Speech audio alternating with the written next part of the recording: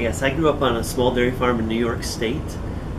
We had Holsteins and a few Brown Swiss for a 4-H project, and then I was really involved in showing cows and judging and picking bulls to breed my cows to and so forth, and that eventually led to an interest in genetics.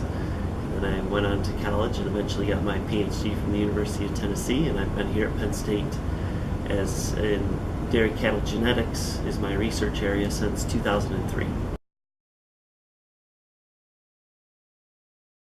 So genomic testing involves doing a DNA test on a bull or a cow and then looking for how they vary from one cow to the next cow. And we actually test for single point mutations, so one base pair changes in the DNA sequence, and we call these single nucleotide polymorphisms or SNPs. And we can test a cow or a bull for anywhere from about 6,000 of those SNPs to up to 800,000 of those SNPs. Of course, it's more expensive the more SNPs that you test, and most bulls for the bull studs are tested for about somewhere between 50 and 80,000 SNPs currently, and that costs about $125. And most cows are tested for about 9,000 SNPs, which costs about $45.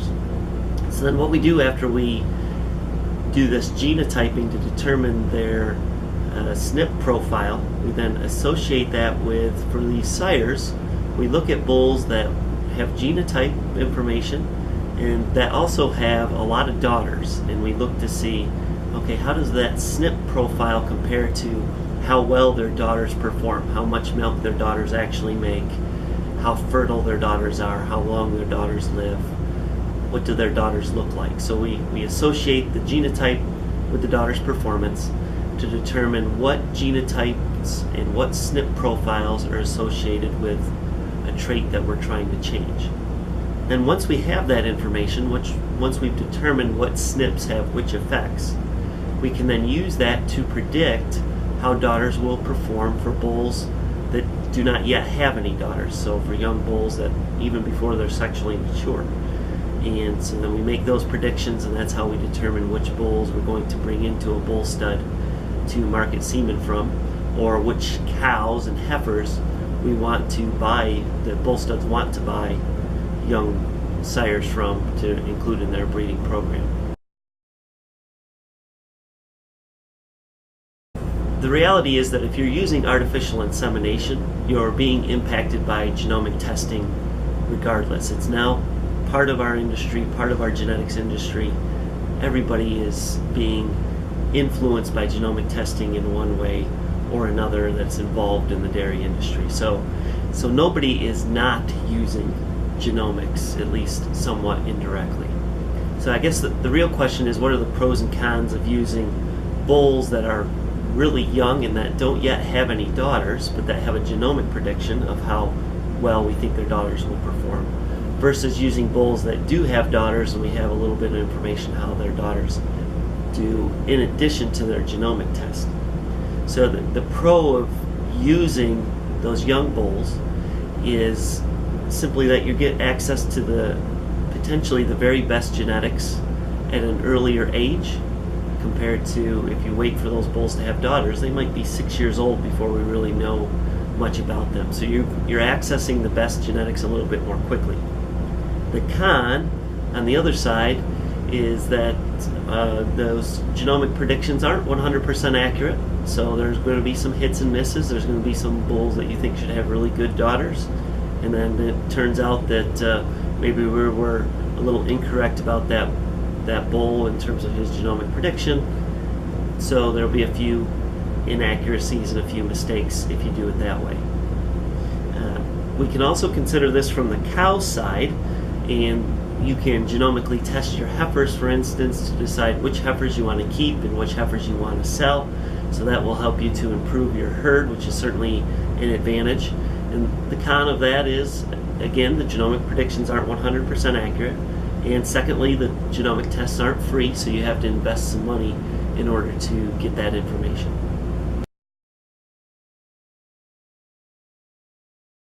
Genomic evaluations are always evolving as we add new animals that have been genomically tested to our system, and then we keep adding. Once cows calve and start producing milk and we determine how good they are, their information gets added to the system. So on a routine basis, we are re-estimating how those SNP profiles, how those genotypes are associated with cow performance. And as we continue to update the system and add more information, there are some subtle changes that happen to the genomic system over time. And the further on that we go, the more we'll get a little bit more stable, and we'll see less of those changes occurring.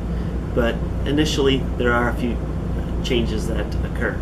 So that's why those changes happen, and sometimes it gets a little frustrating because there's some instability in the system, but we're constantly improving and we'll become more stable over time.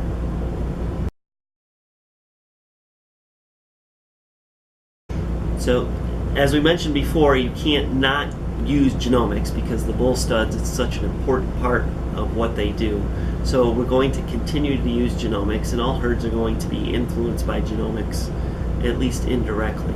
So my advice is, if you are somebody who is an elite breeder that is trying to develop bulls to sell to bull studs, you really have no choice other than to use really young bulls as soon as their semen becomes available that have high genomic tests, because those are the youngest, and they're going to produce the elite bulls for the next generation, and those are the types of bulls that bull studs are going to contract. In a lot of herds, what they're doing is they are taking their very best virgin heifers and they're doing embryo transfer and in vitro fertilization with those young heifers that haven't had a calf yet, and they're mating those to young bulls that just after they're sexually mature to try to really speed up their generation interval, turn our generations over more quickly, and to develop that elite bull. The herds that are doing that need to realize that there are going to be some hits and misses. That's always been the case, and with genomics, some of those animals are worth a lot of money if they have a high genomic test, and then if genomic tests change over time, some of those high value animals all of a sudden aren't worth near as much money. So there's some frustration that goes into that, but that's part of the system now, and there are going to be hits and misses for those types of breeders. On the other side of the coin, we have commercial producers who aren't necessarily really interested in developing the next elite genomic bull to send to a bull stud. They just want a nice herd of cows. And for those particular herds, I see no reason that they can use either genomic young sires, or they can just continue to rely on proven bulls. The genetic research suggests they're going to be basically at about the same genetic level regardless of whether they're using the really young bulls or the really old bulls. If you're using the older bulls, the bulls that have a daughter proof, you're not going to have the elite genetic merit cows in your herd, but you're also going to have fewer of the bottom end ones. Whereas if you're using genomic young sires, you'll get a few of those really elite animals, but you'll also get some of the bottom end. It's really important if a commercial producer is using genomic young sires for them to spread their risk a little bit. Don't use just one bull and a lot of one genomic young sire just in case he is that bull whose genomic proof was not accurate. You need to use a variety of bulls, and that can be done different ways. You can have a lot of bulls in your semen tank at one time and breed each cow to a different bull, or you can have just one or two bulls in your semen tank and use that up quickly over the course of a week or two and then move on to the next bull. So there are different ways to spread your risk, but that's really important for commercial producers if they're using genomic young sires. So regardless of what type of sire you decide you're going to use, whether it's a genomic young sire or a daughter-proven bull, it's really important to focus on the traits that are important to you and that are going to facilitate your economic survival as a dairy producer. And so you really need to focus on those key traits that are most important to you, because as we select for more and more traits, the emphasis that we put on those most important few traits tends to diminish a little bit. So my advice is to decide which bulls work for your management system, to limit the number of traits you're looking at. You might want to use an index such as net merit or TPI, and to really focus at the top end of the list for those particular bulls that meet those profiles. And keep in mind, not every herd has an identical management system, and some types of cows work well in one herd but that don't work as well in another herd, especially those extremely dairy cows that are really tall and so forth. If you put those in a freestall herd, they tend not to last as long, and you need to be looking for a different type of cow than what wins at Madison in the show ring, for instance. So just make sure you have a realistic view of what your management system can provide, and try to select cows that will match your management system.